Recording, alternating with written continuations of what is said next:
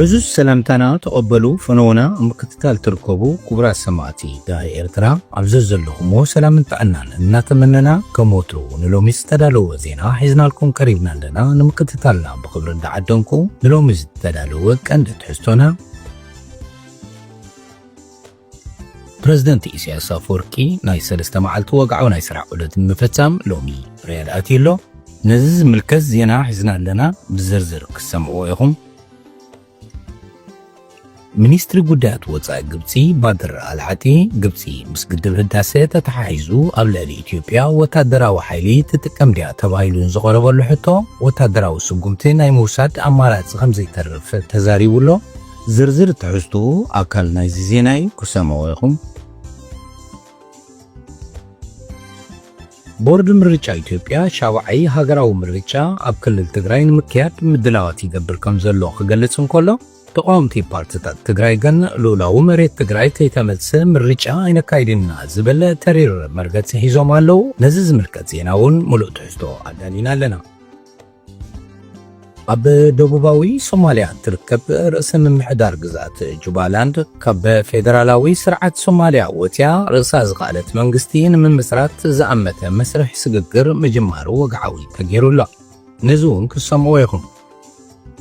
ቡርኪና ፋሶ ዶብ ኣየራ ብምጥሓስ ክትበርር ንዝፀንሐት ወታደራዊት ነፋሪት ናይጀርያ ምስ ጉጅለ በረራ ኣብ ትሕቲ ምቁፅፃር ከም ዘውዓለታ ኣፍሊጣ ኣላ። እዚ ፍጻሜ እዚ ነፈርቲ ውግእ ናይጀርያ ኣብ ጎረቤት ሃገር ቤኒን ክፍፀም ዝተደልየ ፈተና ዕልዋ ንምፍሻል ወሳኒ ተራ ከም ዝተፃወታ ድሕሪ ምግላፁ ኣብ ሃገራት ሳሕል ቁጥዐ ፈጢሩሎ። ነዚኦምን ካልኦት ዝርዝር ጉዳያት ሒዝናልኩም ቀሪብና ኣለና። ምሳና ፅንሑ ሼር ላይክን ሰብስክራይብን ምግባር ኣይትርስዑ።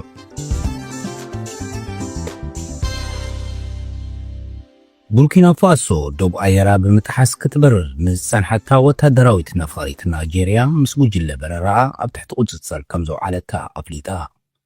እዚ ፍጻመ ነፈርቲ ውግእ ናይጀርያ ኣብ ጎረቤት ሃገር ቤኒን ክፍፀም ዝተደልየ ፈተና ዕልዋ መንግስቲ ንምፍሻል ወሳኒ ተራ ከም ዝተፃወተ ድሕሪ ምግላፁ ኣብተን ሃገራት ሳሕል ቁጥዐ ፈጢሩሎ። መንግስቲ ቡርኪና ፋሶ ከም ዝገለጾ 11 ወታደራውያን ሰራሕተኛታት ዝሓዘት C-130 ዝዓይነታ ናይ ጽዕነት ነፋሪት ሓይሊ ኣየር ናይጀርያ ብዘይ ፍቓድ ናብ ክልል ኣየር ተሃገር ምስ ኣተወት ትማል ሶኒ ቦቦ ዲዮላሳ ኣብ ዝተባሃለ ቦታ ብግዲ ከም ተዓርፍ ተገይራላ። ካብ ዞባ ውድብ ኢካዋስ ብምውፃእ ጥምረት ሃገረ ሳሕል ዝመስረታ ማሊ፣ ኒጀር፣ ቡርኪና ፋሶ ብሓባር ኣብ ዘውፅኦ መግለፂ እዚ ተግባር ንሉላውነት ሃገራት ዝደፍር ዘይሕጋዊ ክብላ ኮኒኖኖ። እታ ነፋሪት ካብታ ሃገር ዝኾነ ዓይነት ፍቓድ ከይረኸበት ባህንደበት ናብ ቡርኪና ፋሶ ምእታዋ ነቲ ልሙድ መስርሕ ጸጥታን ዓለም ለኻዊ ፕሮቶኮል አቪዬሽን ዝተሕስን ነገር ዝተኻትኹን እዩ ኢለን። እቲ ጥምረት ነቲ ተግባር ዘይምሕዝነታዊ ተግባር ክብል ድሕሪ ምግላፁ ድሕሪ ሕጂ ሓይሊ ኣየራት እተን ሃገራት ኣብ ልዑል ጥንቃቐ ከም ዝርከብን ክልል ኣየር እቲ ኮንፌደሬሽን ጥሒሳ ነተኣቱ ዝኾነት ትኹን ነፋሪት መጥቃዕትን ምፍጻም ፍቓድ ከም ዝተዋህበን ኣጠንቂቐን። ሓይሊ ኣየር ናይጀርያ ብወገኑ እታ ነፋሪት ናብ ፖርቱጋል ክትከይሽን ከላ ብዘጋጠማ ቴክኒካዊ ጸገማት ናይ ጥንቃቐ ዕረፍቲ ከም ዝገበረት ብምግላጽ ነቲ ክሲ ነጺግዎ ኣሎ።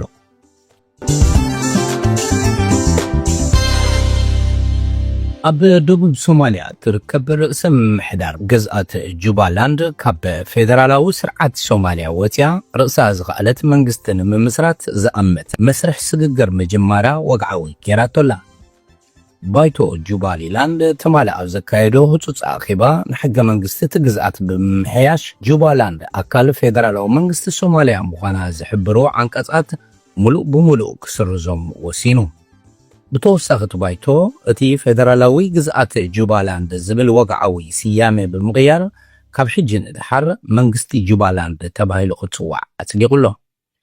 ጁባላንድ ምስቲ ኣብ መቃዲሾ ዝርከብ ፌደራላዊ መንግስቲ ብዛዕባ ምምሕያሽ ፌደራላዊ ሕገ መንግስትን መስርሕ ምርጫን ተተሓሒዙ ኣብ ዝሓለፈ ዓመት ዝተፈጥረ ግጭት ዝነበረ ወጥሪ ክትኣቱ ከም ዝጸንሐት ዝዝከር እዩ። ሚኒስትር ጉዳያት ወፃኢ ግብፂ ባድር አልዓቂ ግብፂ ምስ ግድብ ህዳሴ ተተሓሒዙ ኣብ ልዕሊ ኢትዮጵያ ወታደራዊ ሓይሊ ክትጥቀም ድያ ተባሂሉ ንዝቐረበሉ ሕቶ ወታደራዊ ስጉምቲ ናይ ምውሳድ ኣማራፂ ከም ዘይተርፍ ተዛሪቡ። እቲ ሚኒስተር ምስ ቴሌቪዥን አልጀዚራ ኣብ ዝገበሮ ቃለ መሕትት ነቲ ወታደራዊ ስጉምቲ ዝምልከት ሕቶ ብቐጥታ ካብ ምምላስ ቻርተር ውድብ ሕብራት ሃገራት ሓንቲ ሃገር ጉድኣት ምስ ዝወርዳ ርእሳ ናይ ምክልኻል መሰል ከም ዘለዋ ዝሓገገ ምዃኑ ብምጥቃስ ግብፂ ነዚ መሰል እዚ ክትጥቀመሉ ከም እትኽእል ብተዘዋዋሪ ኣመላኺቱ ኣሎ። ዓብደልዓቲ ኣብ መብርሂኡ ኢትዮጵያ ቀዲምካ ምሕባር ከምኡውን ጉድኣት ዘየብፅሕ ዝብሉ መትከላት ዝርከቦም ኣህጉራዊ ሕግታት ብምፅራር ነቲ ግድብ ብተናፀል ከም ዝሃነፀቶ ገሊጹ። ስለዚ ድማ ግብፂ ነቲ ብተናፀል ዝተወሰነ ንዕቤትን ተቐባልነትን ዘመልክት ህዳሴ ዝብል ስያሜ ክትቀበሎ ከም ዘይትኽእል ኣስሚሩሉ ኣሎ። ንዝሓለፈ 13 ዓመታት ኣብ ዝተኻየደ ናይ ሰለስተ ሃገራት ማለት ግብፂ፣ ሱዳን፣ ኢትዮጵያ መስርሕ ዝርርብ ኢትዮጵያ ሓንቲ መዓልቲ እኳ ፖለቲካዊ ፍቓደኝነት ኣርኢኣ ከም ዘይትፈልጥ ዝሓበረት ሚኒስተር አዲስ አበባ ሕጂ ንዝተሓሰመቶ ዝርርብ ድልውቲ ክትብል እተስምዑ ዘላ መርገፂ ካብ ሓቂ ዝረሓቐ ክብል ከሲሱ። ጉዳይ ውሕስነት ማይ ግብፂ ናይ ህላወና ሕቶ ምዃኑ ዘጠንቀቐ ዓብደልዓጢ ግብፂ ዕድል ህዝባ ኣብ ኢድ ሓንቲ ሃገር ዝወሰነቶ በይናዊ ውሳነ ወይ ድማ በቓል ደረጃ ኣብ ዝተኣትወ መብፅዓ ከተወራርዶ ከም ዘይትኽእል ኣፍሊጡ። ቦርድ ምርጫ ኢትዮጵያ ንዲሞክራሲያዊ ስምረት ትግራይ ስምረት ፓርቲ ሕጋዊ ክልላዊ ፖለቲካዊ ፓርቲ ምዃኑ ዘረጋግጽ ምስክር ወረቐት ከም ዝሃበ ኣፍሊጡ። እቲ ቦርድ ብመሰረት ኣዋጅ ምርጫ ዝተዋህቦ ስልጣን ንፓርቲ ስምረት ሕጋዊ መረጋገፂ ምስክር ወረቐት ትማሊት 9 ታሕሳስ ከም ዝሃበ ሓቢሩ ኣሎ። ብላዕለዎት ኣመራርሓ ሕወሓት ነበር ዝተመስረተ ዲሞክራሲያዊ ስምረት ትግራይ ኣብ ዝሓለፈ ወርሒ ጥቅምቲ ንፕረዚደንት ጊዜያዊ ምምሕዳር ትግራይ ነበር ኣቶ ጌታቸው ረዳ ፕረዚደንት እቲ ፓርቲ ገይሩ ምምራቱ ዝዝከር እዩ። እዚ ፖለቲካዊ ፓርቲ ቅድሚ ሕጂ እውን ኣብ ዝሓለፈ ወርሒ ጉንበት ካብ ቦርድ ምርጫ ኢትዮጵያ ጊዜያዊ ናይ ምዝገባ ፍቓድ ተዋሂብዎ ፀኒሑ እዩ። መስረቲት ፓርቲ ከም ዝገልጽዎ ስምረት ናብ ፖለቲካ ዝመፀሉ ቀንዲ ዕላማ ኣብ ክልል ትግራይ ሓድሽ ፖለቲካዊ ራእይ ንምቕራብን ኣብ ሕወሓት ይኹን ኢህአዲግ ከለዉ ንዝቐርበሎም ዝነበረ ነቐፌታታት ንምእራም ምዃኑ ገሊፆም እዮም። እቲ ንነዊሕ እዋን ክካየድ ድዩ ኣይካየድን ክበሃል ዝጸንሐ ሻብዓይ ሃገራዊ ምርጫ ኢትዮጵያ ንዕለት 24 ጉንበት 2026 ክግበር ምዃኑ ተገሊጹ። ቦርድ ምርጫ ኢትዮጵያ ሻብዓይ ሃገራዊ ምርጫ ኣብ ክልል ትግራይ ንምክያድ ምድላዋት ይገብር ከም ዘለዎ ክገልጽ እንከሎ ተቃወምቲ ፓርቲታት ትግራይ ግን ልኡላዊ መሬት ትግራይ ከይተመልሰ ምርጫ ኣይነካይድን ኢና ዝብል ተሪር መርገፂ ሒዞም ኣለዉ። ኣብ ትግራይ ሻድሻይ ሃገራዊ ምርጫ ዘይምክያዱ ስዒቡ እቲ ክልል ን5 ዓመታት ኣብ ፌደራል ባይቶታት ወከልቲ ከም ዘይነበሮ ምጽንሑ ዝፍለጥ እዩ።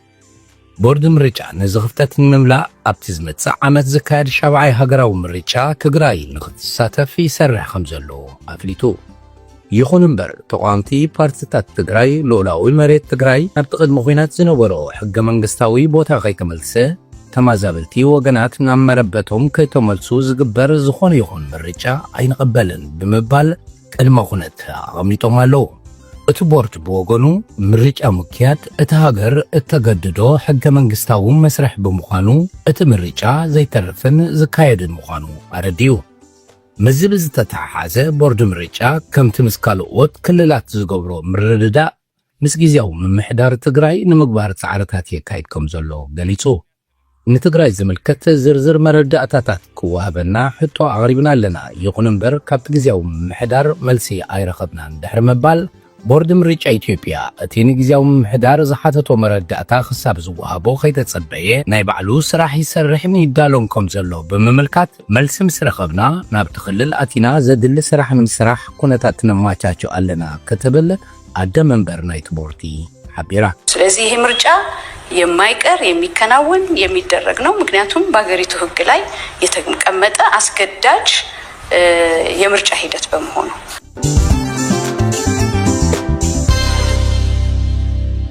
بريزيدنت إسياس أفوركي بعد ما نقول سعود عرب سلمان بن عبد العزيز آل سعود ناي سلسة معلت وقعوا ناي سرع عودة المفتسام لومي جعت تحساس رياض آتيو እቲ ፕሬዝደንት ንሚኒስትሪ ጉዳያት ወፃኢ አቶ ዑስማን ሳላሕ ሓዊሱ ላዕለዎት ሰብ መዝ መንግስቲ ኤርትራ ዝርከቦም ልኡኻት ብምምራሕ ኣብ ማዕርፎ ነፈርቲ ንጉስ ካለድ ምስ በፅሐ ካብ መንግስቲ ስዑድያ ድሙቕ ኣቀባብላ ተገይሩሉ። ሚኒስትሪ ዜና ኤርትራ አቶ የማነ ገብረ መስቀል ቻርሊ ኣብ ማሕበራዊ ሚድያ ኤክስ ከም ዝሓበሮ እቲ ፕሬዝደንት ዝመርሖ ልኡኽ ኣብዚ ናይ ስዑድያ መገሹ ምስ ላዕለዎት ሰብ መዝ እቲ ሃገር ክራኸብ እዩ። ክልቲኦም ወገናት ምሕያል ክልታዊ ዝምድናን ሽርክነትን ከምኡውን ኣብ ዞባውን ኣህጉራውን ጉዳያት ናይ ሓባር ረብሓ ዘተኮረ ዘተ ክካይዱ መደብ ተታሒዙኹም ዘሎ ትሒፍ ኣሎ። እዚ ዑደት ፕሬዝደንት ኢሳያስ ኣብ ቀርኒ ኣፍሪካ ሓያል ወትሪ ኩናት ሰፊኑ ኣብ ዘለወሉ እዋን እዩ ዝካየድ ዘሎ። ተንተንቲ ፖለቲካ ከም ዝሕብርዎ ስዑድ ዓረብ ኣብ ዞባ ቀይሕ ባሕሪ ምርግጋእ ንምፍጣር ሓያል ቁጠባውን ጸጥታውን ረብሓ ኣለዋ።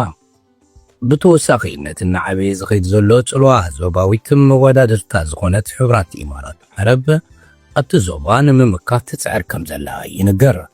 ኣብዚ እዋን እዚ ኣብ ሱዳን ዝካየድ ዘሎ ኩናት ሕድሕድ ኣብ ኢትዮጵያ ዘሎ ውሽጣዊ ዘይምርግጋእ ከምኡውን ኣብ መንጎ ኤርትራን ኢትዮጵያን ዘሎ ውጥሪ ኣብ ዝኸፍአ ደረጃ በፂሑ ይርከብ። ኣብዞም ጉዳያት እዚኣቶም ኣብ መንጎ ሪያድን ኣቡዳብን ዘሎ ናይ ጽልዋ ውድድር ንዓበየ መምፅኡ ይግለጽ። ኢሳያስ ናብ ስዑድ ዓረብ ቅድሚ ምምርሑ ዝሓለፈ ሰሙን ብዕድመ ኣቦ ወንበር ልኡላዊ ቤት ምኽሪ ሱዳን ጀነራል ዓብዱልፈታሕ አልቡርሃን ናብ ፖርቱ ሱዳን ወግዓዊ ዑደት ፈፂሞም ምንባሩ ይዝከር። ኤርትራ ኣብቲ ኣብ ሱዳን ዝካየድ ዘሎ ግጭት ነቲ ብጀነራል አልቡርሃን ዝምራሕ ሃገራዊ ሰራዊት ከም እትድግፍ ይፍለጥ። እዚ ናይ ስዑድ ዓረብ ዝያዳ ኣገዳስነት ዝህልዎ ንጉስ ሳልማን ቅድሚ 3 ሰሙን ምስ ፕሬዝደንት ኣሜሪካ ዶናልድ ትራምፕ ተራኺቡ ብዛዕባ ጉዳይ ሱዳን ቀርኒ ኣፍሪካ ድሕሪ ምዝታዩ ዝካየድ ምዃኑ እዩ። ስዑድ ዓረብ ነቲ ኣብ ኢትዮጵያ ዘሎ ስርዓት ብልጽግና ብሓገዝ ሕብራት ኢማራት ዓረብ ኣብ ቀይሕ ባሕርን ቀርኒ ኣፍሪካን ዝፈጥሮ ዘሎ ዘይምርግጋእ ንምግታእ እትወስዶ ዘላ ስጉምቲ ክፋል ናይዚ ፖለቲካዊ ምትእስሳር ምዃኑ ተንተንቲ ይግምቱ።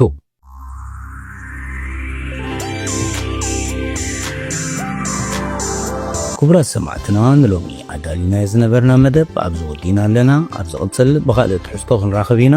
ክሳብ ሽዑ ግን እቶም ሳብስክራይብ ዘይገበርኩም ሳብስክራይብ ክትገብሩ እናዘኻኸርኩ ኣብ ዘለናዮ ሰላም ምስ ኩሉና።